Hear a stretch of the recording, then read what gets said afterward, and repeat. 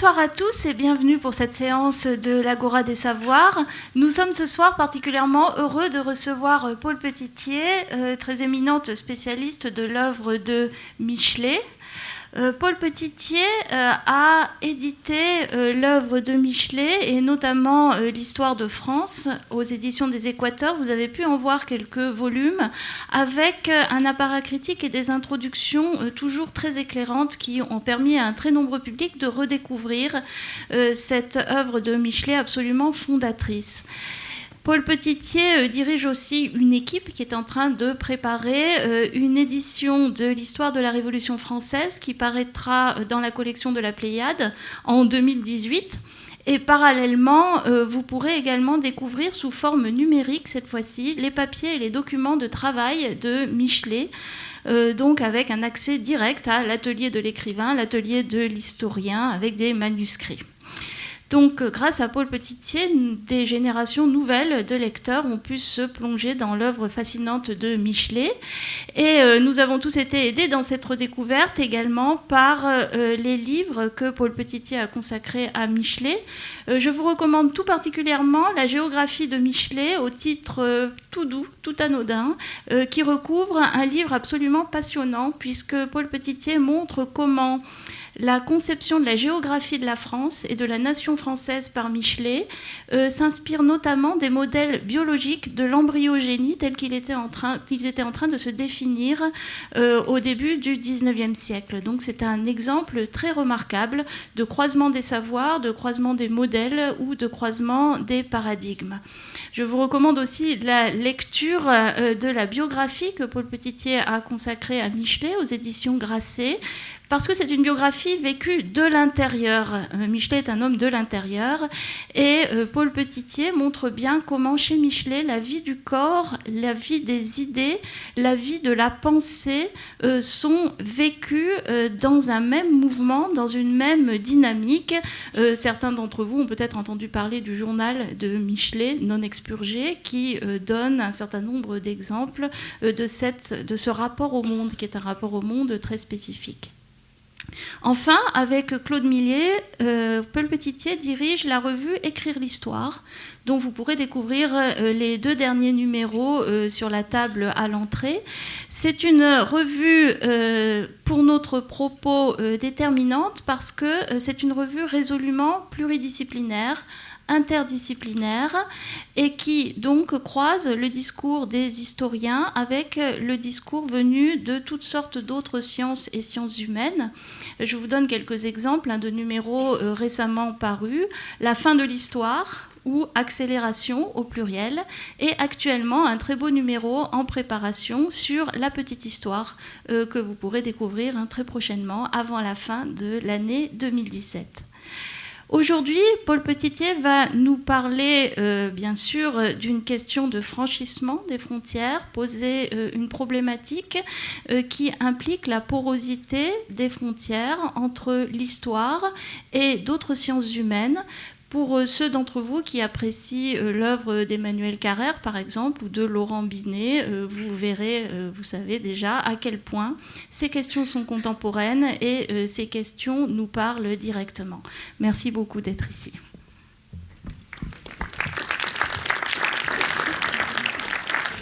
Dans les années 1840, le Collège de France s'était transformé en rendez-vous de la jeunesse républicaine. Autour des chairs du Polonais Mickiewicz, d'Edgar Quinet et de Jules Michelet. Les étudiants y venaient pour entendre les 3 maîtres parler des jésuites, du christianisme et de la Révolution française, des problèmes politiques et sociaux contemporains.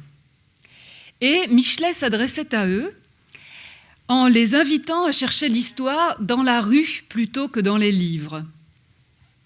Dans ce colporteur qui passait en criant dans la rue de la Montagne Sainte-Geneviève et qui avait peut-être fait Austerlitz. Grâce à ces 3 professeurs, le Collège de France n'était-il pas devenu une sorte d'agora des savoirs? En tout cas, l'expression aurait eu du sens pour eux. Aussi, tiens-je à dire combien je suis heureuse et touchée d'avoir été invitée à parler dans le cadre de l'Agora des savoirs, ici, à Montpellier, d'un historien pour qui la science n'a jamais eu de sens que dans la cité et pour la cité.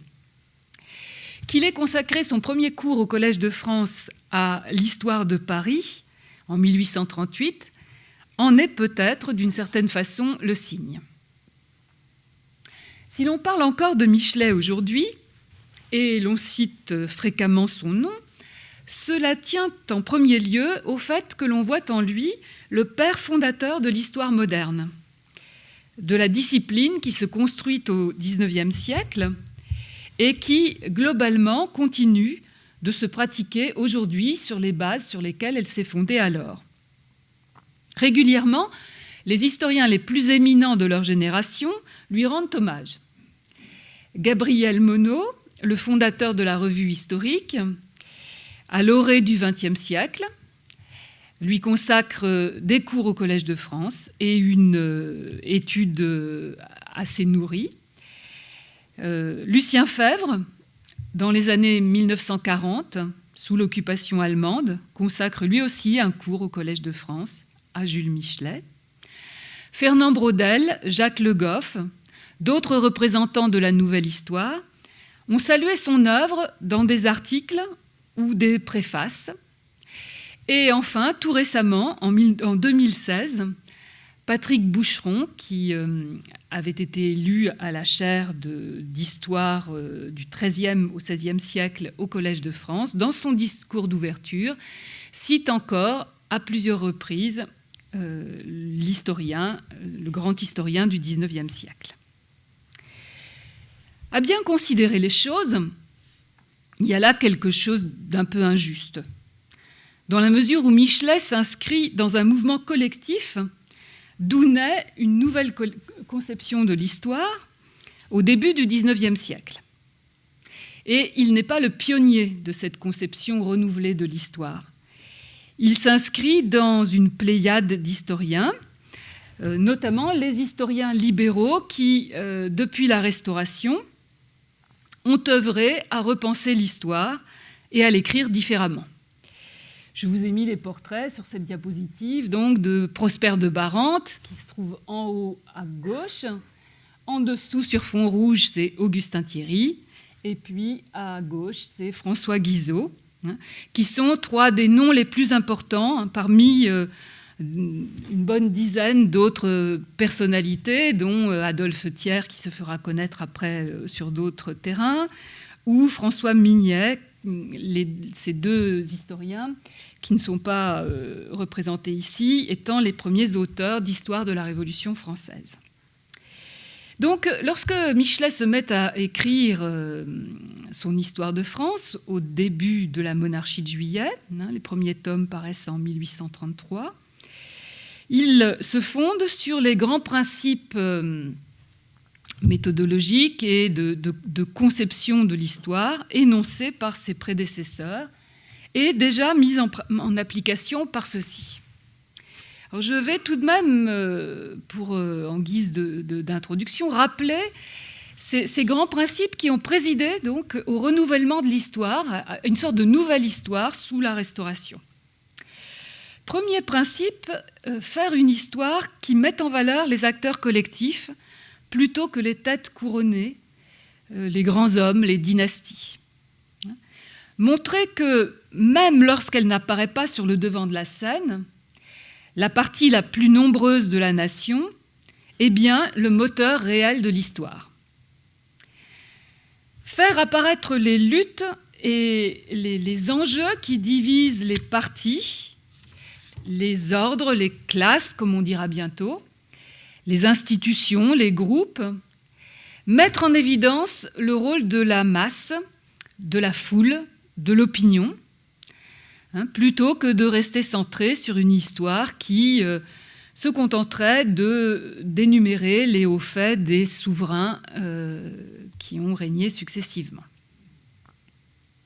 Deuxième principe qui découle de ce premier choix de faire une histoire de la base agissante, ce sera de dégager une causalité qui ne se limite pas donc à l'action des grands hommes et des coteries.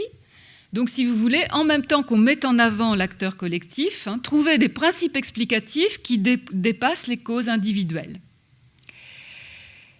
Chercher les grandes causes générales, telles que les mouvements religieux, les changements économiques, la démographie, la marche du progrès et des idées qui accompagnent le progrès, sera aussi au cœur de cette histoire transformée.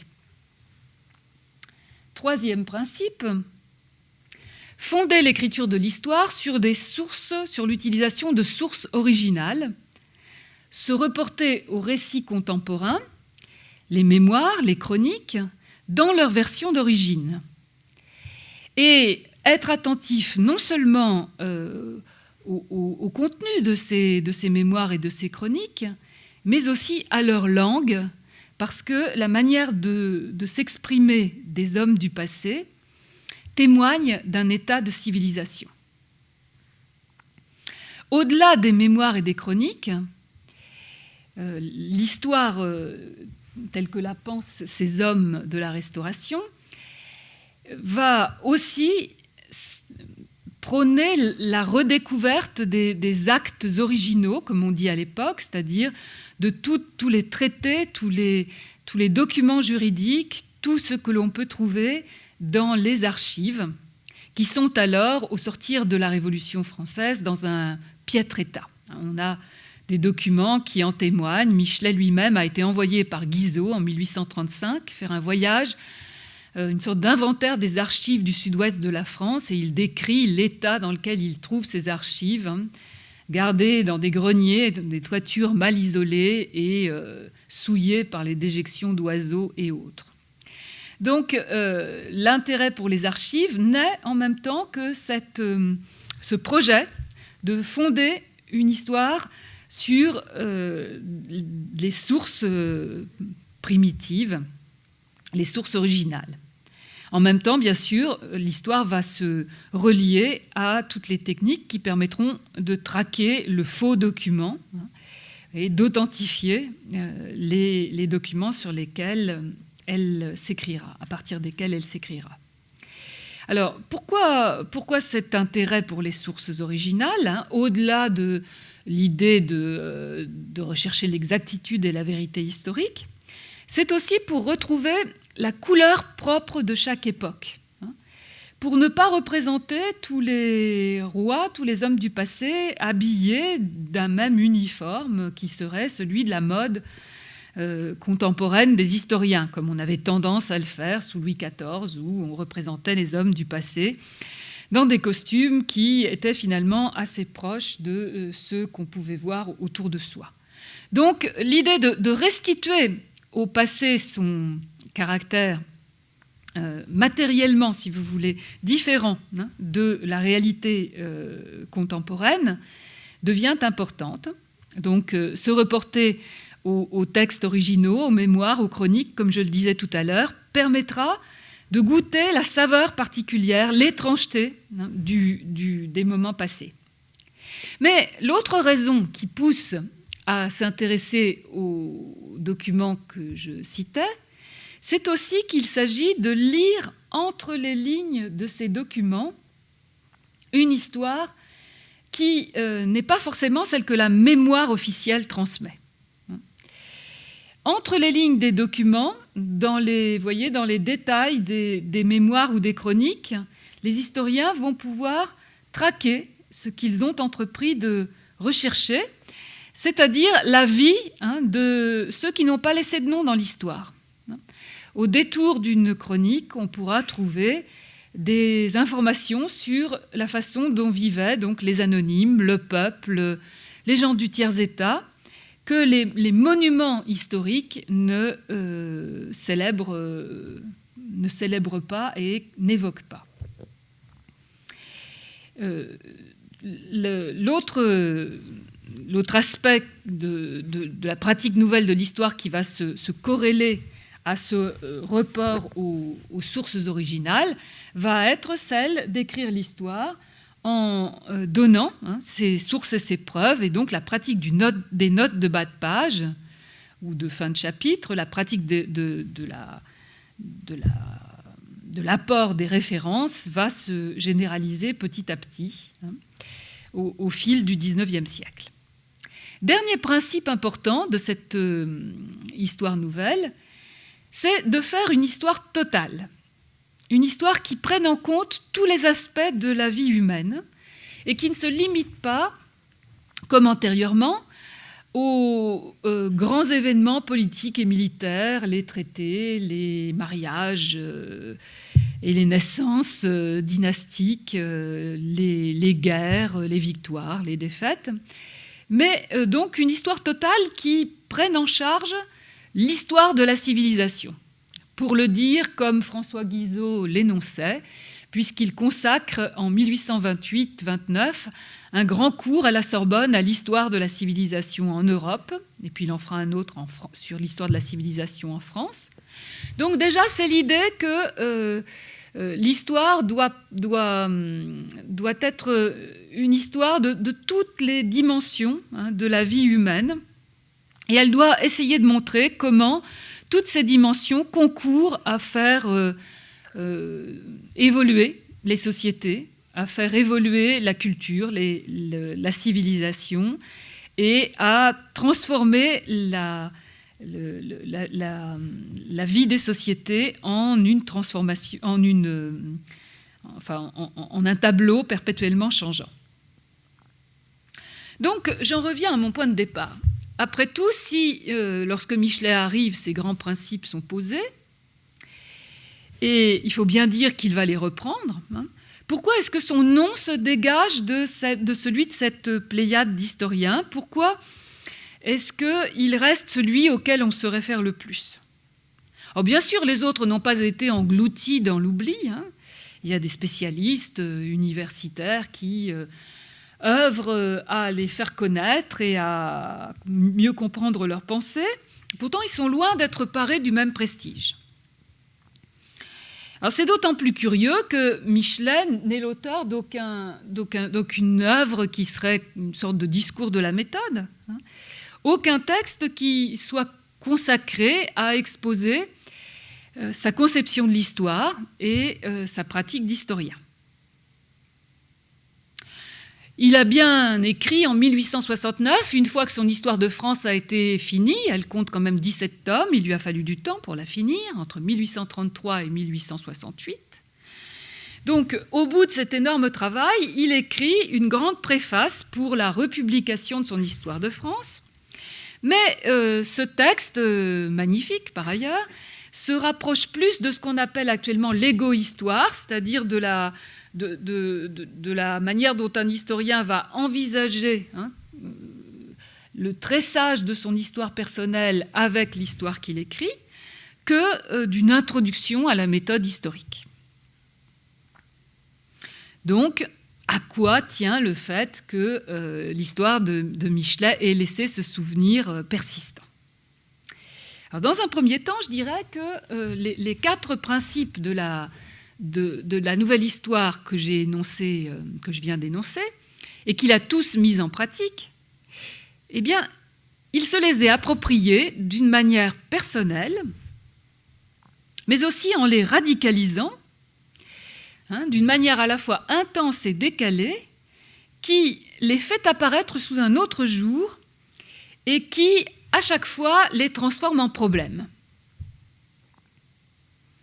Alors, je vais en reprendre 3 parmi ceux que j'ai énoncés, pour montrer comment Michelet se les approprie.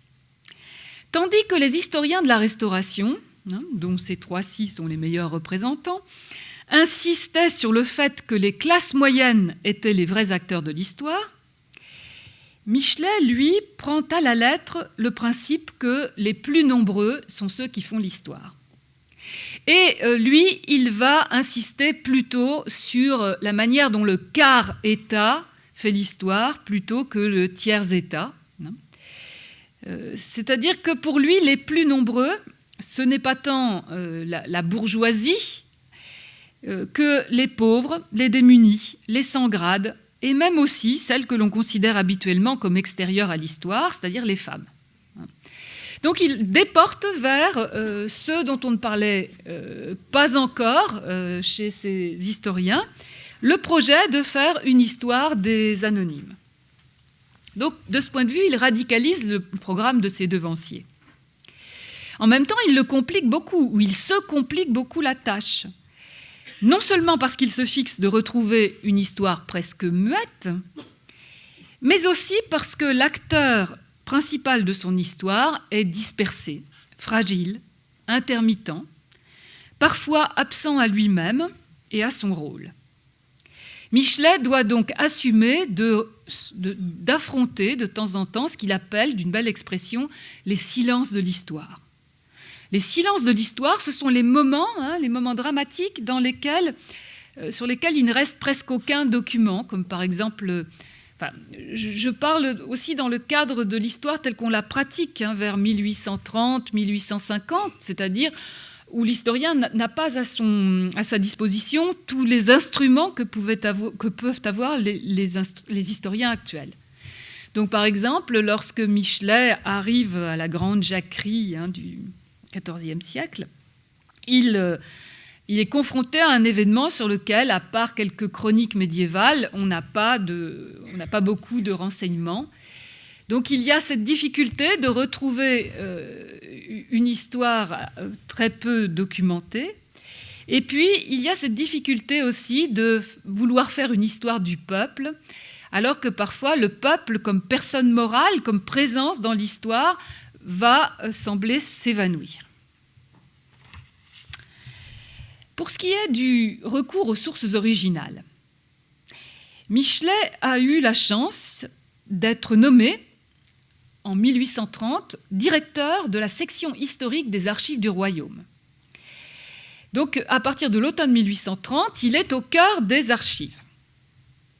Sauf que l'utilisation des archives, l'utilisation publique des archives ne va pas de soi, qu'il aura à lutter contre le conservateur en chef des archives, Daunou, qui, au départ, lui fera des tas d'histoires pour utiliser des documents conservés dans les archives et les publier et s'en servir en tant qu'historien. Donc Michelet commence en pionnier ce travail d'exploitation des archives. Il le commence aussi en individu qui est confronté à la masse, aux liasses de documents qu'il ne pourra évidemment dépouiller entièrement. S'il utilise ces documents d'archives pour documenter son travail, et il le fait, c'est sensible à partir du 3e tome de l'Histoire de France, ce qui est le plus touchant, c'est sans doute son goût pour l'archive. Je reprends là le titre d'un livre d'Arlette Farge, grande historienne de la fin du XXe siècle, qui a écrit Le goût de l'archive. Et justement, il y a une curiosité chez Michelet et une attention aux documents, à la matérialité de l'archive, qui vont imprégner son œuvre et la rendre, comme je vous le disais, pour cela même émouvante. Et puis, il a une curiosité de l'archive qui dépasse le type d'archive auquel ses contemporains s'intéressent. Par exemple, en 1844, il voyage dans le Midi. Il voyage pour raisons personnelles, en famille, mais aussi, évidemment, il voyage avec ses curiosités d'historien. Il va à Toulon, et là, il note dans son journal qu'il voudrait bien voir les archives du bagne de Toulon. Mais comme dans beaucoup de cas, ces archives, elles sont inaccessibles, elles sont dans des greniers, plus ou moins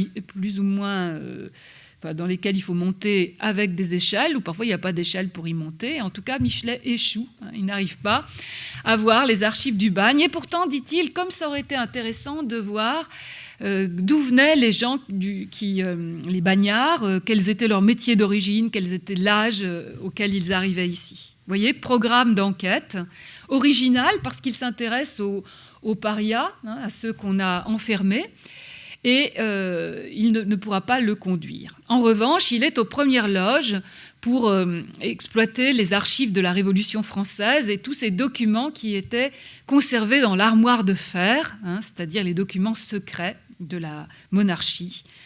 Et il peut donc faire il participe à l'inventaire de cette fameuse pas histoire de fer, mais armoire de fer, dans lequel il va trouver les preuves de la trahison de Louis XVI, c'est-à-dire de la correspondance que Louis XVI entretenait avec les puissances étrangères. Et puis, il y trouve, et là, dans les papiers que nous essayons de transcrire donc, en numérique, on voit justement qu'il y trouve les dernières lettres des Girondins Pession et Buzot, juste avant qu'ils ne soient arrêtés. Ils sont cachés dans les caves du côté du Bordelais. Et Michelet va dire son émotion, on va retrouver ça dans un passage de l'histoire de la Révolution française, lorsque il tombe sur ces dernières lettres, un document ultime de ces hommes avant qu'ils ne se suicident. Et puis ces papiers sont tachés de rouge. Alors, ce n'est pas du rouge qui viendrait de leur sang, c'est du rouge qui, sans doute, a déteint parce qu'ils portaient un gilet de velours rouge et que les teintures, à l'époque, étaient naturelles et donc déteignaient facilement. Et il raconte comment, donc, la découverte de ce document lui fait battre le cœur à ce moment-là. Donc, il y a un rapport aux archives, si vous voulez, qui, à la fois, anticipe par son type de curiosité, mais aussi par l'émotion qu'il sait retraduire, sur les pratiques contemporaines. Enfin, pour ce qui est de l'histoire totale, Michelet l'a appelée résurrection. Qu'est-ce que l'histoire ? C'est la résurrection. C'est dans sa préface de 1869. Et sa capacité à faire revivre le passé a absolument frappé les lecteurs de son temps. On a de multiples témoignages d'hommes qui disent que leur vocation d'historien est née à la lecture des livres de Michelet parce qu'il avait ce talent de faire revivre le passé. Alors, au XIXe siècle, et même au-delà, la mort a chez lui la noirceur de la nuit. La vie éclate, rouge comme le sang. Ça, c'est Fernand Braudel qui l'écrit dans les années 1960. Alors, est-ce donc par le style, parce que Michelet a du style, plus de style que ses contemporains, qu'il emporte le morceau, pour parler familièrement? Est-il seulement l'enchanteur de l'histoire, celui qui jette la poudre d'or de son génie littéraire sur le manque de rigueur de sa méthode? Car Dieu sait que cela lui a été reproché. D'avoir une écriture subjective et de manquer de rigueur, de laisser galoper son imagination. Est-ce que retrouver la vie du passé, écrire une histoire résurrectionniste, n'est qu'un objectif d'écrivain? Eh bien, je vous propose, au contraire, de prendre au sérieux le rapport entre histoire et vie qui se trouve au centre de l'œuvre de Michelet et de comprendre comment c'est de ce rapport que découle une grande partie des choix de cet historien et que c'est aussi de ce rapport que découle ce qui le rend proprement inoubliable. Ressusciter le passé, c'est tout d'abord visiblement répondre à un besoin de ses contemporains, de ces hommes d'après la Révolution, projetés dans une société qui avait rompu le lien avec le passé fondé sur la tradition. Jusqu'à la Révolution française, donc le passé était réactualisé, en somme, de génération en génération, par le respect de la tradition. Tandis que les sociétés nouvelles, celles qui inaugurent la Révolution française, elles, au lieu de se vivre comme dans ce rapport avec le passé, elles font une sorte de révolution copernicienne qui fait que le pôle du temps qui est mis désormais au centre de la relation avec le temps, c'est celui du futur. Donc, et nous sommes encore dans cette idée que c'est ce qu'il y a après qui doit guider notre action au présent. Donc, rompant ainsi la relation séculaire au passé, la Révolution française va créer une sorte de déficit de rapport au passé. L'importance que prend soudain l'histoire, et qui s'exprime à travers tant de supports différents au XIXe siècle, à travers les arts, les spectacles, l'histoire savante dont nous sommes en train de parler, mais aussi la littérature, le roman historique, la poésie historique, et puis toute une forme de quête des origines dans de nombreux domaines, atteste qu'il y a le besoin de retisser des rapports nouveaux avec le passé. De même que le nouveau rapport à la mort, qui va par exemple se développer dans le culte des morts qui date de cette époque, à travers une fréquentation des cimetières tels qu'elles n'avaient jamais existé jusqu'alors, et le grand rite de la Toussaint et des visites aux cimetières. L'œuvre de Michelet se construit donc sur un rapport existentiel à l'histoire, aux morts, au passé. Elle se veut le médium entre la cité des vivants et la cité des morts. Dans Masse et puissance, le philosophe Elias Canetti, un philosophe de la deuxième moitié du XXe siècle, parle de la foule des morts, qui dans de nombreuses civilisations apparaît comme une masse invisible, en puissance, doublant celle des hommes vivants et incitant ceux-ci à faire masse de leur côté, comme pour faire un contrepoids à ce qui est la masse primordiale, cette masse des âmes des disparus. Eh bien, l'œuvre de Michelet retrouve cette espèce de constante anthropologique.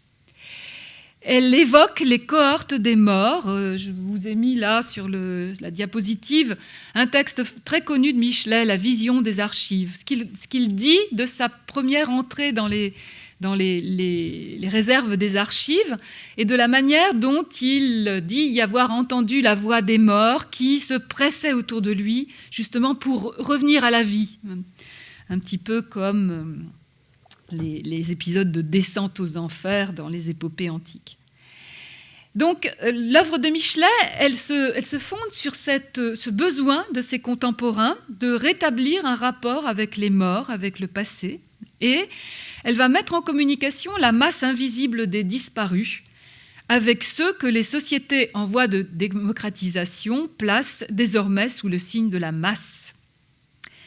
Réinventer le lien existentiel avec les morts, faire en sorte que le passé continue d'être présent, sans que le présent le répète, c'est une des raisons pour définir l'histoire comme résurrection, c'est-à-dire comme quête de ce qui reste vivant des temps révolus, une fois justement que les sociétés s'orientent vers l'avenir.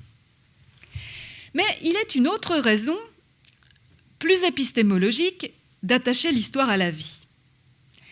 À l'aube de la constitution des sciences humaines, Michelet appartient à la génération qui médite de faire de l'histoire une science, c'est-à-dire vraiment une science sur le modèle des sciences physiques, c'est-à-dire de comprendre et de dégager les lois qui gouvernent les transformations des sociétés, de chercher ce qu'il y a de constant, de régulier, d'universel à travers l'évolution des sociétés humaines et de voir si on pourrait énoncer des lois comparables à celles de la loi de la gravitation de Newton, par exemple.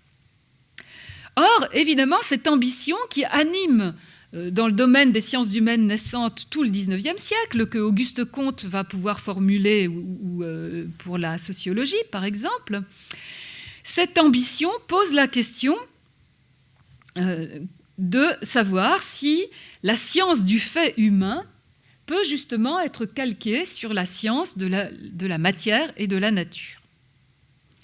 Une grande question qui peut encore nous concerner actuellement. Or, sous la Restauration, on voit que Michelet s'intéresse, avant de se mettre en œuvre en tant qu'historien, il s'intéresse à un philosophe italien qui est Giambattista Vico, un philosophe de la fin du XVIIe, du début du XVIIIe siècle, qui est l'auteur notamment d'une œuvre Principi di Scienza Nuova, une œuvre de philosophie importante. Or, qu'est-ce que Giambattista Vico affirme dans cette œuvre, notamment ? C'est qu'il y a une différence fondamentale entre les modalités de la connaissance du monde physique et du monde humain. Et Vico va produire ce qui peut apparaître comme un paradoxe en disant que l'homme ne peut connaître que ce dont il est le créateur. Or, il n'est pas le créateur de la nature. Il ne parviendra donc jamais à connaître la nature, notamment les causes premières. En revanche, l'homme a fait les sociétés dans lesquelles il vit, donc il peut les comprendre mieux qu'il ne peut comprendre la nature. La devise de Vico, le principe de Vico, c'est « je connais ce que je fais ». Alors, il me semble que cette distinction donc, que Vico théorise au XVIIIe siècle est sans doute une des choses qui l'ont retenu dans la pensée donc c'est une des choses qui a retenu Michelet dans la pensée de Vico. Non qu'il la reprenne exactement à son compte, mais lorsqu'il commence à faire œuvre d'historien, Michelet va choisir comme modèle épistémologique les sciences du vivant et non pas les sciences de la matière inerte. Dès les premiers tomes de son Histoire de France, comme j'ai essayé de le montrer dans la géographie de Michelet, ce sont les théories des biologistes et même des embryologistes auxquelles se réfère l'historien. Et à mon sens, c'est cette profonde conviction qui va imprégner et modeler l'écriture historienne de Michelet, faire que, malgré ce qu'elle affiche parfois, elle tient autant à distance la philosophie de l'histoire que les tentatives de transformer l'histoire en science exacte, sans pour autant être, du fait de ces deux rejets, une pensée sans arrière-plan épistémologique et philosophique. Dire que l'histoire, c'est la vie, et placer à la clé de tout travail d'histoire la reconnaissance de cette identité, c'est un geste fondamental. Michelet affirme ainsi que les phénomènes historiques ont leur cohérence spécifique, qui suscite un point de vue particulier, une démarche de connaissance adaptée. Bien sûr, depuis la fin du XVIIIe siècle, un fort courant vitaliste, cultivé en particulier ici, dans le cadre de l'école de Montpellier, par Paul-Joseph Barthez notamment, incitait à reconnaître dans la vie une force spéciale, distincte des propriétés de la matière. Cependant, pour bien mesurer l'implication de l'histoire-vie chez Michelet, il faut sans doute se référer à un philosophe du XXe siècle, qui est sans doute celui qui a parlé le plus admirablement en philosophe de la vie, et qui a théorisé la connaissance de la vie, je veux dire Georges Canguilhem. À la lumière des textes de ce penseur, on saisit mieux ce qui sous-tend la conception de l'histoire-vie de Michelet. Je n'aurai le temps, dans le cadre qui est le nôtre, que d'en évoquer quelques aspects. Tout d'abord, si l'histoire est vie, cela veut dire que le passé ne peut être traité comme un objet, comme il le serait si l'histoire pouvait décalquer la démarche des sciences exactes. La vie n'est pas réifiable. Elle est capacité d'invention. Elle contient une part irréductible de création qui oblige à étudier les phénomènes vivants comme résultant de l'activité de sujet. Cette impossibilité méthodologique de l'objectivité est à la fois l'avancée la plus aiguë de Michelet et ce qui a donné lieu à la critique la plus acerbe à son égard. Alors, en effet, pour comprendre cela, il faut se rappeler qu'il y a tout au cours du XIXe siècle un effort de disciplinarisation des sciences humaines. Il s'agit de créer des disciplines qui aient le statut qui soient reconnues comme des sciences humaines certes, mais des sciences. Et donc, tout le XIXe siècle, après Michelet, va mettre l'accent sur les procédures d'objectivation de la connaissance du passé. Et donc, au fur et à mesure que l'histoire se constitue comme spécialité disciplinaire, donc ce qu'elle fait jusque vers le début du XXe siècle, ce qui est une condition pour qu'elle puisse devenir une pratique collective et une connaissance cumulative, celle que fait Michelet va choquer par son écart grandissant avec l'approche qui se définit comme scientifique. Pourtant, Michelet reste. Pourtant, Gabriel Monod, le chef de l'école méthodique, l'école dite méthodique, lui consacre, comme je le disais tout à l'heure, au début du XXe siècle, un cours entier au Collège de France. C'est bien qu'il y a dans cette œuvre quelque chose qui résiste aux mises en cause conjoncturelles et qui constitue un exemple vivace pour l'avenir de la pensée historienne. Il y a les critiques liées aux aspects les plus superficiels du subjectivisme micheletiste, à cette écriture tout imprégnée du moi de l'historien, faiblesse qu'a si bien épinglé Marcel Proust dans une œuvre dont je vous conseille la lecture, une œuvre savoureuse qui s'appelle « Pastiches et mélanges », dans laquelle Proust se livre à des pastiches des grands auteurs, dont Michelet. Donc lisons ensemble un des extraits de ce pastiche, dans lequel vous allez voir que Proust reconnaît à la fois la particularité que je suis en train de commenter, ce rôle si crucial de la vie, et puis après, les espèces de divagations, entre guillemets, que cette subjectivité que l'identification de l'histoire à la vie fait commettre à Michelet. Faut-il le dire, cette étude m'attirait. Donc ce n'est pas du Michelet, c'est du Proust. Je ne l'aimais pas. Le secret de ceci, je n'y sentais pas la vie. Toujours ce fut ma force, ma faiblesse aussi, ce besoin de la vie. Au point culminant du règne de Louis XIV, quand l'absolutisme semble avoir tué toute liberté en France, durant 2 longues années, plus d'un siècle, 1680 et 1789, d'étranges maux de tête me faisaient croire chaque jour que j'allais être obligé d'interrompre mon histoire. Je ne retrouvais vraiment mes forces qu'au serment du jeu de paume, 20 juin 1789. Là, Proust se moque de cette circulation entre le temps de l'écriture, le temps personnel, la vie de Michelet et puis l'histoire qu'il raconte. Donc il y a bien entendu ce subjectivisme superficiel dont on peut se moquer, et puis il y a toutes les implications de ce fait que Michelet est le premier et pendant longtemps le seul à avoir reconnu et clamé que l'histoire demande la prise en compte de son irréductible caractère d'expérience, faite par des sujets sur divers modes, celui de la vie quotidienne, privée et publique, celui de l'action politique, individuelle ou collective. L'histoire se dénature à imaginer qu'elle pourrait remplir sa mission en se contentant des procédures d'analyse du passé comme objet.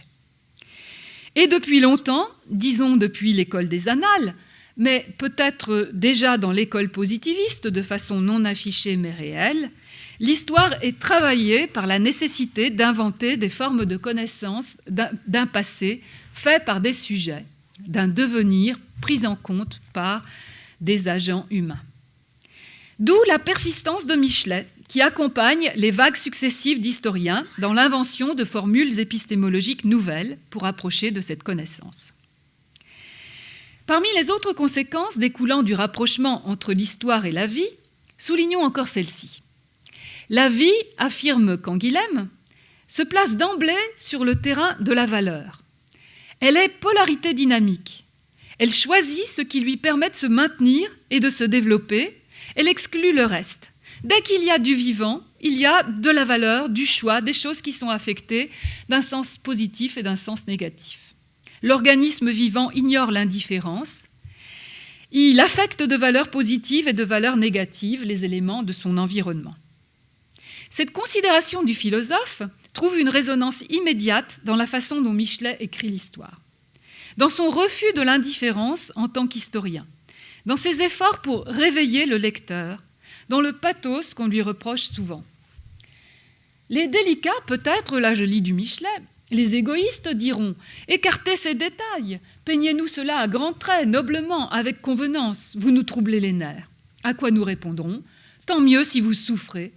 Si votre âme glacée sent enfin quelque chose, l'indifférence publique, l'oubli rapide, c'est le fléau qui perpétue et renouvelle les maux.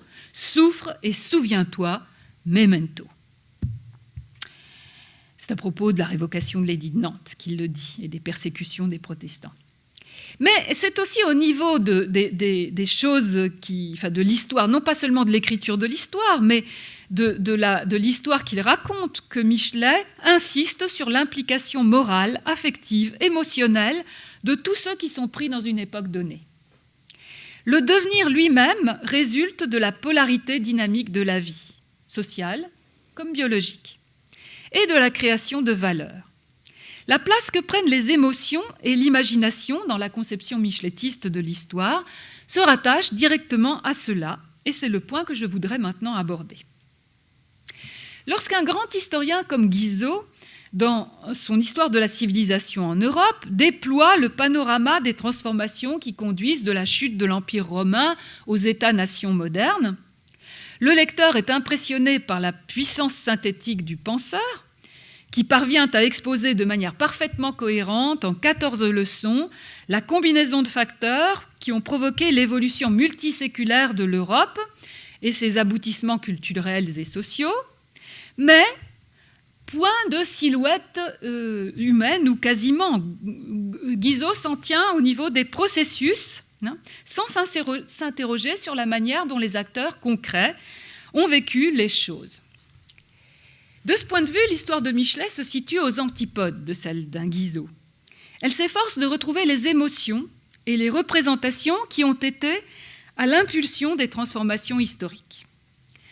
Un des axiomes non formulés de l'histoire micheletiste serait qu'il ne peut y avoir d'événements sans émotion, sans jugement de valeur et sans imagination d'un but idéal à atteindre ou d'une catastrophe à éviter. Tout événement est mouvement, mise en branle de l'histoire, pourrait-on dire, et tout mouvement sort de l'émotion, vérifiant ainsi l'étymologie qui rapporte l'un à l'autre.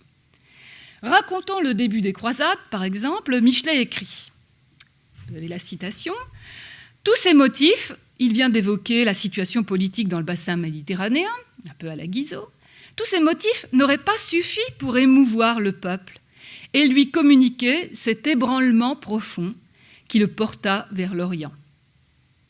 Et l'émotion va de pair avec l'attribution de valeur. Comme dans les processus de la vie, pas de polarité dynamique qui n'implique un rapport au monde fondé sur la valeur. Ce fut alors, continue l'historien, un spectacle extraordinaire et comme un renversement du monde, on vit les hommes prendre subitement en dégoût tout ce qu'ils avaient aimé. Donc vous voyez, renversement des valeurs précédentes, leurs riches châteaux, leurs épouses, leurs enfants, ils avaient hâte de tout laisser là. La prise en compte de l'imagination est indissociable de cette histoire des émotions. L'imagination, les représentations des hommes d'une époque sont pour Michelet l'un des moteurs du devenir. Émile Montaigu, un critique contemporain de l'historien, le relevait en 1857. Personne ne sait mieux saisir l'aspect des temps, l'esprit, l'allure, la physionomie de chaque génération successive, la chimère des époques, ce ressort secret, profondément caché dans l'âme de chacun de nous et qui nous dirige à notre insu. Désir, vague tourment d'imagination, regard tourné vers un idéal obscur et mal défini, appétit sensuel pour les belles choses terrestres, espérances et regrets, toutes ces vaines ombres poursuivies avec une agitation acharnée à travers les batailles, les massacres, les fêtes populaires. Monsieur Michelet sait l'atteindre, c'est les atteindre et les fixer sur sa toile historique avec leurs plus fugitives nuances. Ce n'est pas là un simple mérite d'artiste, comme on pourrait le croire, c'est aussi un mérite de philosophe. Ceux qui aiment à rêver sur la nature humaine ont pu 1000 fois faire cette remarque qu'une bonne partie de nos actions sont l'œuvre d'agents obscurs et indéfinissables que la psychologie n'a pas classés et ne classera jamais dans son catalogue des facultés de l'âme. Agents qui semblent se confondre avec le principe même de notre vie et être unis aux formes essentielles de notre organisme. Il en est dans l'histoire comme dans la vie individuelle. Et la moitié au moins des événements découlent d'autres sources que celles que nous pouvons tous nommer liberté, religion, droit et devoir, doctrine philosophique. Si nous ne comprenons pas les chimères qui faisaient le tourment des âmes à telle époque, nous ne connaissons pas ces agents insaisissables dont j'ai parlé, qui varient avec chaque génération et qui non seulement engendrent une grande partie des faits historiques, mais encore leur donnent à tous leur forme et leur couleur originale. C'est là vraiment l'innovation historique de M. Michelet, innovation qu'il doit d'ailleurs en partie à sa nature imaginative. Le jugement de ce critique, un jugement, c'est un très beau texte, très, très pertinent, qui perçoit donc des motivations obscures qui font agir les hommes, avant que Freud ne soit arrivé sur la scène. l'importance de ce qu'il appelle les chimères, hein. Ce jugement trouve écho à plus d'un siècle de distance avec celui que Jacques Le Goff écrit lorsqu'il a préfacé l'histoire du Moyen-Âge de Michelet. Le Goff, hein, qui lui va dire « Le droit à l'imagination pour l'historien, et singulièrement pour le médiéviste, c'est toujours Michelet qui nous l'enseigne le mieux. Et comment expliquer, faire revivre une époque qui sut, par son imagination, ériger sur ses manques et ses faiblesses une si grande civilisation du rêve, sans recourir aux vertus de l'imagination. Les croisades s'ébranlent à l'appel d'une Jérusalem imaginaire. Comment les rendre compréhensibles sans les imaginer à partir, mais aussi au-delà des textes et des monuments ? Il s'agit donc d'envisager l'imagination, les représentations, les craintes, les désirs, les aspirations confuses des hommes d'une époque, en ce qu'elles ont un effet dans l'histoire. Michelet s'efforce de retrouver le mélange de fiction et de conditions matérielles concrètes qui constituent la vie des hommes, la fiction n'étant souvent pas ce qui leur paraît le moins réel. C'est ce qui rend d'ailleurs très troublant certains textes de Michelet. Dans La sorcière, il prend ainsi le parti de raconter la création de Satan, l'invention de ce personnage de Satan au cours du Moyen-Âge, du point de vue d'une femme pour qui cet être imaginaire se tisse à partir de l'expérience quotidienne, se greffe sur les rapports de force du monde féodal, c'est-à-dire que le personnage de Satan, l'idée qu'on est possédé, Michelet a l'intuition, enfin l'idée géniale de dire que c'est peut-être la répercussion dans l'imaginaire, hein, des rapports de force de la société féodale. Et puis, comment ce personnage devient une forme de réalité, hein, réalité certes imaginaire, mais qui est bien une réalité par ses effets, hein, et qui provoque une sorte de réorganisation des rapports sociaux. La figure de la sorcière prenant des fonctions particulières à la périphérie de la communauté villageoise, devenant une guérisseuse, devenant un intermédiaire entre les vivants et les morts. Donc, comment les croyances, hein, vont pouvoir tisser de la réalité sociale. Comme le soulignent les deux voix que j'ai citées, Émile Montaigu et Jacques Le Goff, cette prise en compte du rôle de l'imagination chez les acteurs de l'histoire a pour symétrique le fait que l'historien lui-même ne renie pas le rôle de l'imagination dans sa démarche. Celle-ci remplit chez lui deux grands types de fonctions. Et le rôle de l'imagination, il est encore revendiqué donc par des historiens, évidemment, enfin, il est revendiqué par des historiens contemporains, hein, évidemment. Alors, premier rôle que Michelet assigne à l'imagination, c'est celui de récuser le déterminisme historique strict. L'imagination met en évidence des bifurcations qui auraient pu faire dévier le cours de l'histoire. Michelet ponctue certains de ses récits de mini-scénarios uchroniques. Vous connaissez peut-être l'uchronie, ce genre romanesque qui consiste à imaginer comment les choses auraient pu se passer si tel événement ne s'était pas, si Waterloo avait été gagné par Napoléon plutôt que d'être perdu par lui, par exemple. Si la France n'avait pas capitulé en 1940. Il y a des uchronies, y compris conduites par des historiens, qui se développent comme des explorations, hein, qui permettent de mieux comprendre finalement la réalité telle qu'elle est advenue. Eh bien, chez Michelet, on a des ébauches de cela qui montrent comment il y a une part, alors soit de hasard, soit de libre choix humain dans le cours de l'histoire.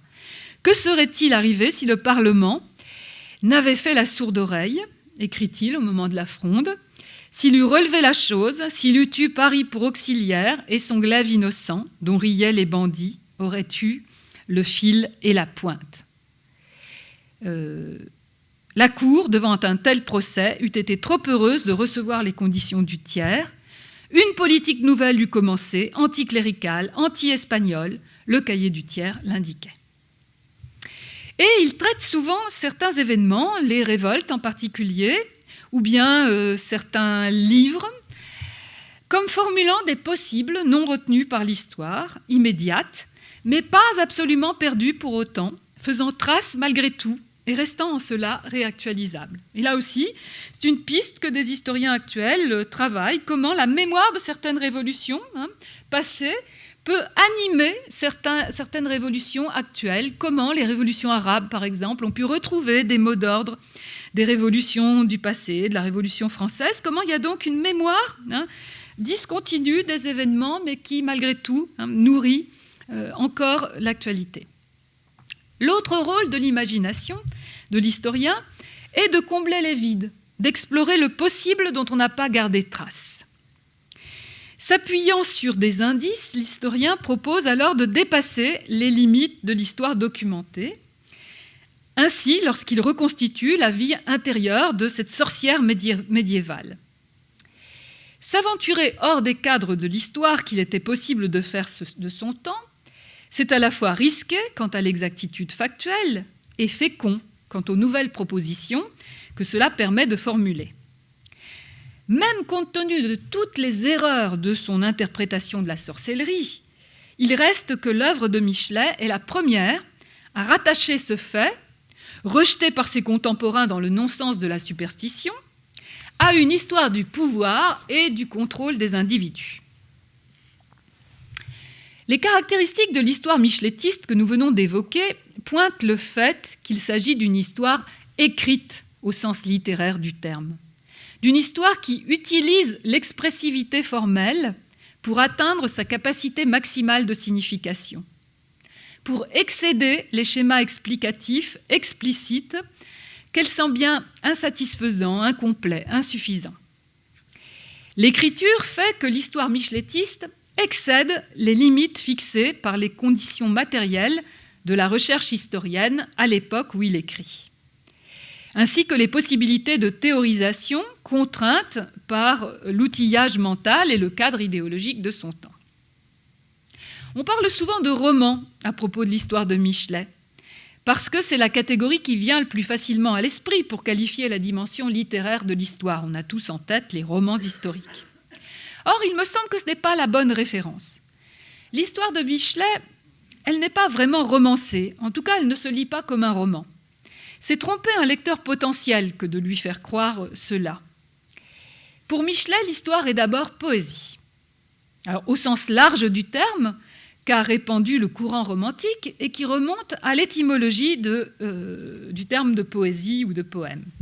Poiein, en grec, c'est faire, fabriquer. L'histoire, chez Michelet, l'histoire telle qu'elle est faite, elle est poésie parce qu'elle est une création humaine, parce qu'elle résulte d'une activité, d'une multiplicité d'activités humaines qui convergent pour modeler l'histoire.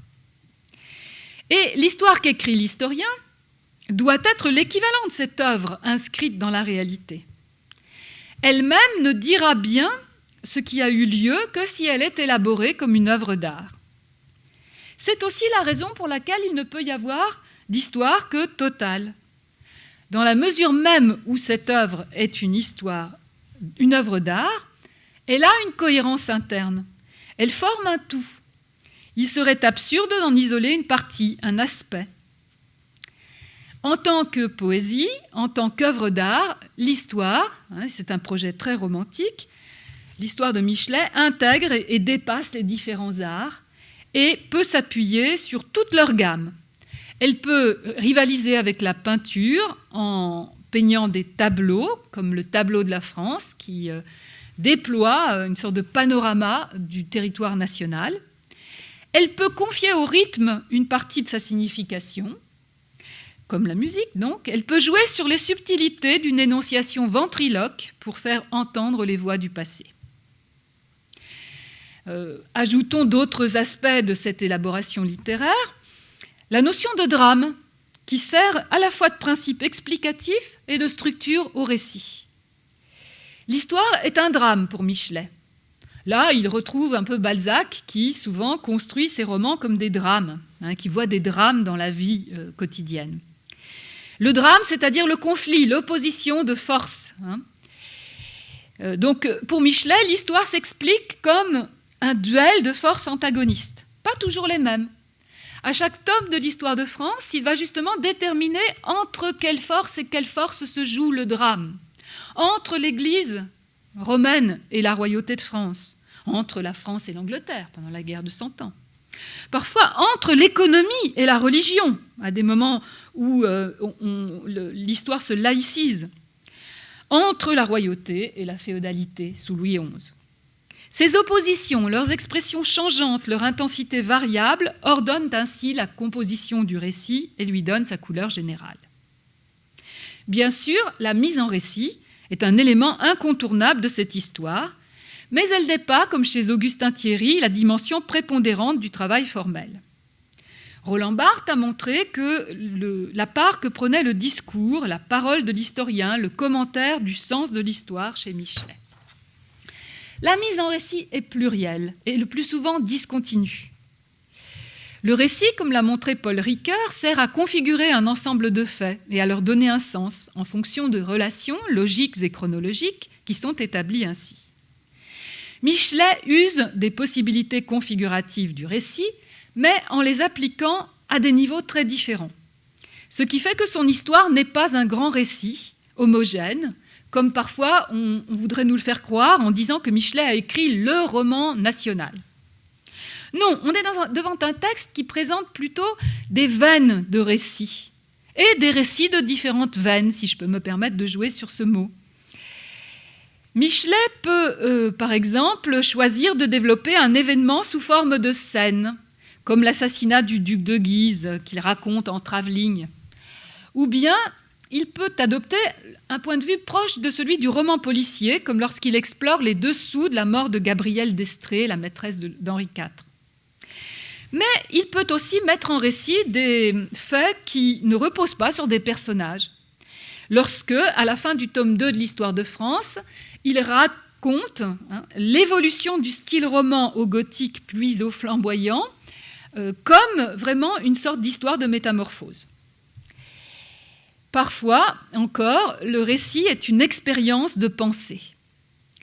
Comme, toujours dans La fameuse sorcière, lorsque Michelet va proposer de suivre l'histoire d'un personnage qui vivrait 300 ans, de manière à tisser un fil conducteur qui donnerait une cohérence au passage des survivances des croyances païennes jusqu'aux croyances en la sorcellerie.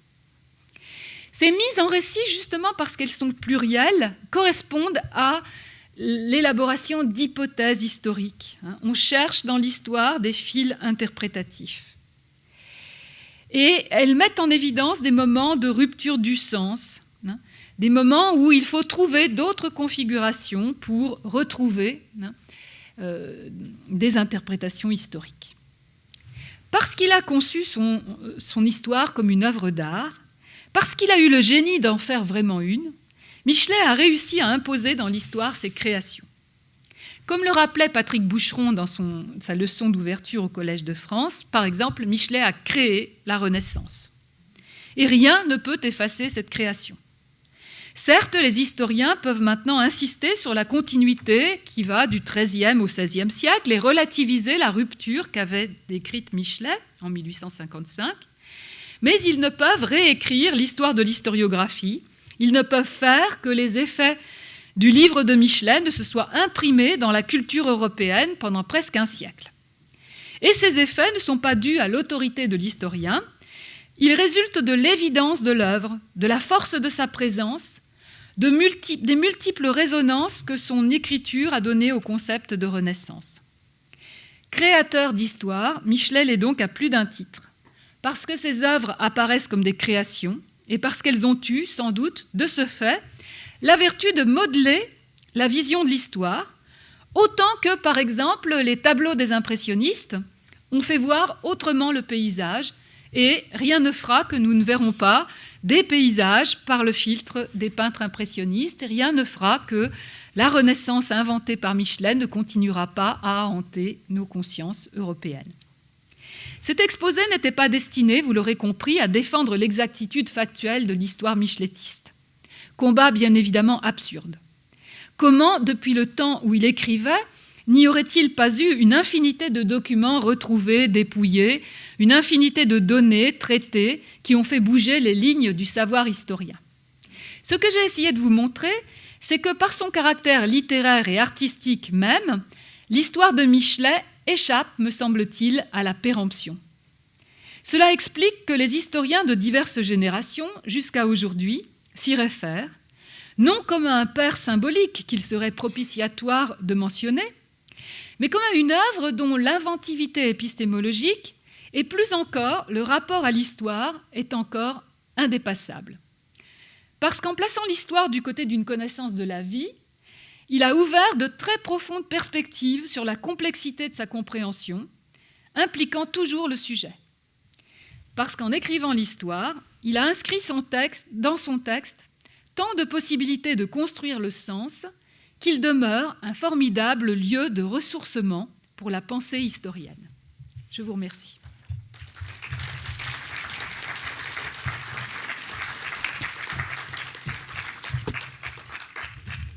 Merci beaucoup pour ce bel exposé qui nous donne tous envie de sauter sur nos pieds pour aller lire Michelet sans tarder. J'ai beaucoup apprécié notamment, et je pense vous aussi, les résonances vraiment immédiates d'un certain nombre de réflexions. Par exemple, ce que Montaigu appelle si bien les chimères ou ce qu'un historien appelle la civilisation du rêve. Nous vivons dans un monde dans lequel les fictions que nous fabriquons, que nous diffusons, etc., ont une puissance effective sur le réel, et effectivement, c'est une part d'imagination dont Michelet a très bien évoqué les effets. Et de même, lorsque tu parlais de ces histoires alternatives, d'où ces histoires des possibles, qu'est-ce qui se serait passé si, à mon avis, c'est une très bonne chose de rappeler qu'il n'y a pas de déterminisme dans l'histoire, que l'histoire c'est la vie et que la vie invente. Et que, par conséquent, il n'y a pas un fil, il n'y a pas une fatalité qui oblige les choses à se passer d'une manière et non pas d'une autre. Et de ce point de vue-là aussi, il y a une formidable puissance heuristique dans ces questions que pose Michelet et qui nous invite à les poser à notre tour. Donc je vais laisser la parole à la salle, si vous voulez réagir. Déjà, merci pour cet exposé que j'ai trouvé particulièrement brillant et qui ressourçait Michelet, comme vous l'avez dit, enfin. Voilà, ma question est la suivante. Dans Le Peuple, l'œuvre de Michelet, Le Peuple, il évoquait son devoir d'absolution. Il disait pouvoir s'absoudre par l'écriture de l'histoire, ce que je trouvais très intéressant. Et je voulais vous demander si, à ce titre, vous pensiez que l'historiographie pouvait absoudre le passé en en brisant le silence. Est-ce que c'est une possibilité de l'histoire ? Je ne me rappelais pas ce mot. Alors, votre question, c'est est-ce que l'historiographie peut absoudre le passé en en brisant le silence. Absoudre, le terme est chargé. Hein. Je ne sais pas si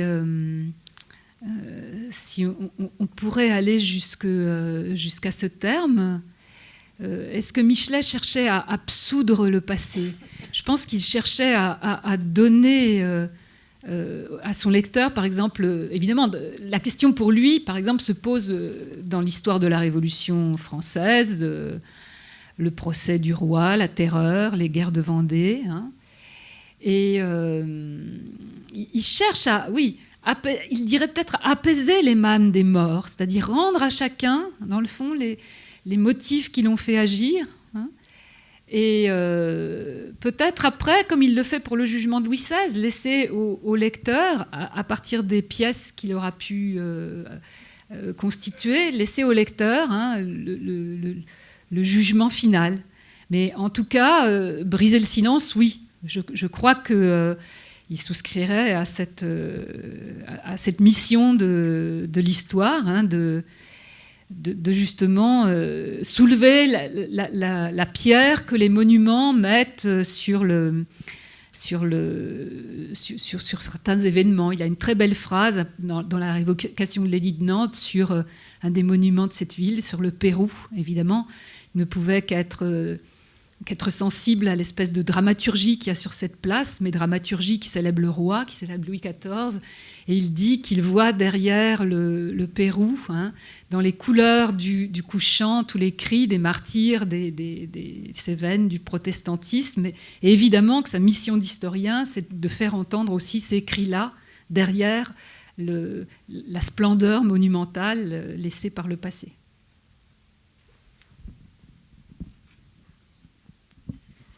Bonjour, d'abord merci. Vous avez très souvent fait le grand écart entre le 19e et nos historiens contemporains. C'est pas vraiment une question, mais il y a quelqu'un qui est un peu au milieu et qui serait intéressant, c'est Renan. Et Renan, il y a tellement de choses dans ce que vous avez dit qui rappellent Renan que c'était frappant, et je me permets de vous le dire et de vous entendre éventuellement là-dessus. Voilà. Oui, alors une comparaison entre Michelet et Renan, ça serait un vaste sujet qui ne peut guère s'improviser, mais bon, vous avez raison, il y a une parenté aussi à travers, évidemment, tous les historiens du 19e. Il faudrait peut-être aussi évoquer le nom de Fustel de Coulanges, la cité antique, qui cherche aussi, à travers les textes et les lignes, faire sortir, enfin, chez tous ces historiens, il y a cette volonté de lutter contre l'oubli à laquelle Renan s'associe, évidemment, tant avec les belles pages, je pense là spontanément aux belles pages de ses souvenirs d'enfance sur la ville d'Is engloutie, qui devient une sorte de métaphore de ce passé submergé qui reviendrait à l'historien de faire revivre. Il y a aussi évidemment ce que dit Renan sur la nation en tant que penseur de la nation. Je n'ai pas du tout parlé aujourd'hui de Michelet comme penseur de la nation parce que ça aurait été une autre manière d'aborder les frontières. Mais ici, c'était les frontières entre l'histoire du passé, l'histoire actuelle, l'histoire et la littérature, l'histoire et l'art. Mais évidemment, la conception de la nation est au cœur de ce travail des historiens du XIXe siècle. Et Michelet partagerait avec Renan l'idée d'un rapport à la nation qui n'est évidemment pas déterminé d'abord par l'appartenance à un territoire, mais aussi par le consentement de chacun tous les jours à faire partie de cette nation. Merci.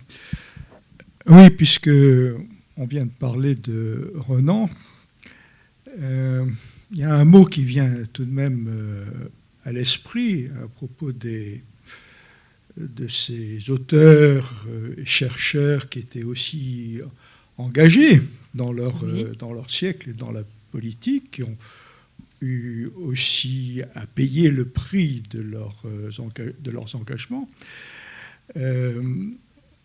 C'est quand même le mot de liberté qui est très, très important et très mobilisateur, dans un sens ou dans un autre, d'ailleurs, au XIXe siècle. Est-ce qu'on peut dire qu'il y a chez Michelet, de ce point de vue-là, des jugements de valeur portés sur l'histoire, et est-ce qu'on pourrait dire aussi, je m'avance encore plus, qu'il y a pour Michelet un sens de l'histoire qui s'identifierait à une marche, pas nécessairement linéaire, mais une marche tout de même, vers l'émancipation des peuples et la liberté. La question du sens de l'histoire, elle est extrêmement compliquée chez Michelet. Oui, il y a un sens de l'histoire. Il écrit, avant de se lancer dans l'histoire de France, il écrit un texte programmatique qui s'appelle « L'introduction à l'histoire universelle », dans lequel il retrace en une centaine de pages la marche du genre humain depuis les origines jusque vers l'Occident, comme une marche vers la liberté, vers l'émancipation. Et puis, je dirais, heureusement, d'une certaine manière, son histoire de France va compliquer les choses, parce que sinon, ce serait tout de même une histoire qui resterait plus proche d'une forme de philosophie de l'histoire ou d'une histoire téléologique que de celle d'un historien qui se coltine avec les embardés de l'histoire et le fait que le progrès n'est pas linéaire et qu'il peut y avoir des régressions et que le but à atteindre n'est pas fixé d'avance. Donc plus Michelet rentre dans le travail historique concret, plus, dans le fond, le sens de l'histoire va lui paraître complexe et fluctuant. Et il y a même un moment, quand il arrive au règne de Louis XI, où je pense qu'il est tellement perturbé par ce qu'il voit, ce qu'il peut constater, c'est-à-dire que l'histoire, elle est aussi, elle n'est pas une marche univoque vers le progrès, mais on perd des choses, des choses belles, on perd des rapports au monde qui étaient précieux. Quand on sort du Moyen-Âge, il y a toute une forme d'harmonie de la vie qu'on a pu perdre, et puis on va rentrer dans l'ère d'une domination de l'État dont Michelet sait mesurer à la fois les bienfaits, mais aussi parfois ce qui peut impliquer comme contrôle sur l'individu, qu'il va passer à l'histoire de la Révolution, il interrompt l'histoire de France, il passe à l'histoire de la Révolution pour se dire, dans le fond, je vais essayer de réaffirmer, d'éclaircir ce vers quoi on va, ce vers quoi on pourrait se diriger de constructif, de positif. Et puis là encore, en écrivant l'histoire de la Révolution française, il s'aperçoit de la complexité de ce moment, il s'aperçoit de ce qui a été réussi, de ce qui a échoué, et cela obscurcit sa vue, sa vision du sens de l'histoire. Et il en arrive, je pense, dans le fond, à une conception de l'histoire qui justement fait que les historiens actuels vont se reconnaître en lui, c'est-à-dire que sans abandonner l'ambition de montrer ce qui dans l'histoire, pour simplifier, je dirais, va dans le bon sens, mais il va montrer aussi tout ce qui fait obstacle à l'émancipation. Et aussi, il y a un deuxième terme qui pour lui est important, il y a même les 3 termes de la devise républicaine, ce qui fait obstacle à l'égalité, ou ce qui fait obstacle à la fraternité ou à la solidarité entre les hommes. Et évidemment, l'époque qu'il vit est une époque qui manifeste justement que dans l'histoire, rien n'est jamais acquis. Aucune espèce de progrès, aucune espèce d'avancée n'est jamais acquise. Et l'histoire du XIXe siècle est l'histoire de la difficile marche vers la République, mais difficile, qui passe par des épisodes sanglants, qui passe par des contradictions et des épreuves. Et son histoire intègre cette marche difficile. Bonsoir. En fait, ça m'intéresserait d'en savoir plus aux croyances de Michelet. Est-ce que peut-être cette volonté de trouver une force, une source explicative en l'histoire, elle n'est pas aussi représentatrice du déclin de la religion à cette époque? Du coup, c'était pour savoir si vous savez plus sur ces croyances. Oui, on a beaucoup dit, alors ça permet de rebondir sur la question de la personne précédente, on a beaucoup dit que la croyance dans le sens de l'histoire venait d'une certaine manière pallier la fin ou l'atténuation de la croyance eschatologique dans le salut, donc le fait que l'histoire nous conduirait vers la réalisation de valeurs telles que la liberté, le progrès, serait une manière de réécrire une forme d'histoire qui est donc presque d'histoire sainte, dans le fond. Alors, les croyances de Michelet n'est pas croyant, il est même très anticlérical. Et pourtant, il est persuadé qu'une société sans croyance, c'est quelque chose de très risqué, c'est quelque chose qui va vers l'atomisation de l'individualisme, Donc, un de ses grands sujets de réflexion, c'est dans le fond, et son ami Edgar Quinet le rejoint sur ce terrain, même s'ils n'ont pas la même idée des solutions ou des possibilités, c'est que l'échec de la Révolution française tiendrait à ce qu'elle a négligé ou elle n'a pas su développer sous forme d'une nouvelle religion les valeurs au nom desquelles elle luttait. Et qu'il aurait fallu que la Révolution soit aussi une forme de révolution religieuse qui instaure, alors pour Michelet, c'est clairement une religion laïque, mais une religion, au sens étymologique, ou en tout cas de la fausse étymologie du XIXe siècle, pour religion, on pensait que religion venait de relier. Et donc, on pensait que la religion était essentielle au fonctionnement social parce que c'était elle qui créait du lien entre les hommes.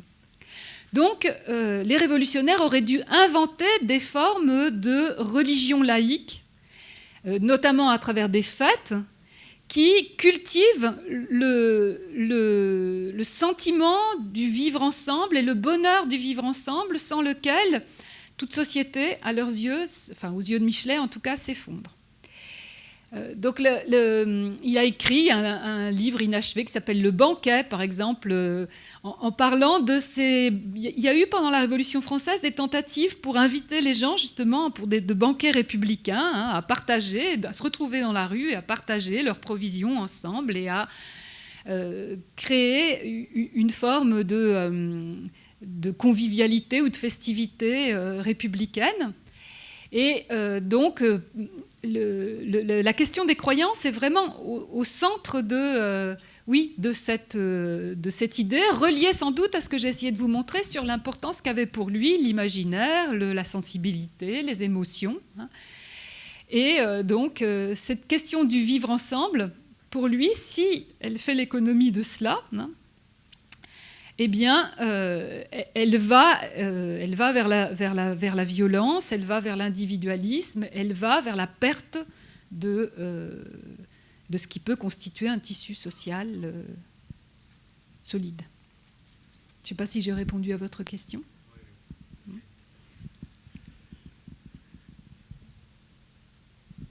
Tout ça, ce sont des idées, je trouve, qui font aussi que la lecture de Michelet, elle peut avoir des résonances encore aujourd'hui, puisque dans le fond, la Troisième République a tout de même laissé tomber cette question de la religion laïque ou du rapport de la République à une religion positive. Et puis, on peut se dire que on voit comment cette question peut nous rejoindre à l'heure qu'il est.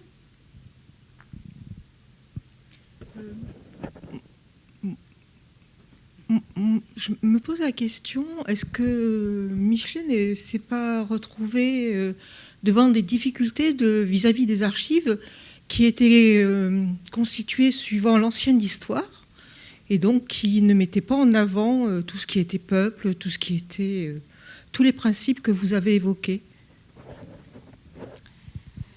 Oui, bien sûr, ça c'est une des grandes... c'est la difficulté...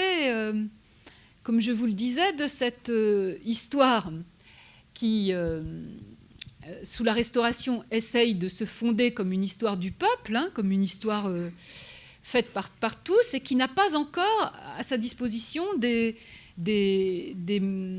moyens de mener les enquêtes qui donneraient scientifiquement, en somme, le moyen de remplir le programme qu'elle s'est fixé. Elle s'est fixé un programme qui excède les moyens scientifiques dont elle dispose. On peut dire que c'est aussi pour cela que le récit et l'écriture sont là pour suppléer à ce qui ne peut pas être fait par un travail de dépouillement ou d'étude ou d'exploration d'enquête sur tel ou tel aspect économique tel que des historiens comme Emmanuel Leroy-Ladurie ou bien d'autres ont pu faire par la suite. Donc il va falloir, à partir en somme d'indices trouvés dans les chroniques, dans les mémoires, et je vous dis d'une manière de lire entre les lignes, c'est-à-dire de lire à partir des choses qui sont citées dans des documents officiels de manière incidente, de les remettre au premier plan. Et pour cela, donc, l'écriture littéraire va être, on pourrait dire, un pis-aller, une manière de régler la question, mais en même temps, ce qui fait aussi qu'il y a plein d'inexactitudes factuelles dans ces histoires, mais tout en lançant, tout en développant une nouvelle manière de considérer les choses et de pratiquer l'histoire. Bien, je pense qu'il est temps de nous séparer. S'il y a encore une question. Une dernière question.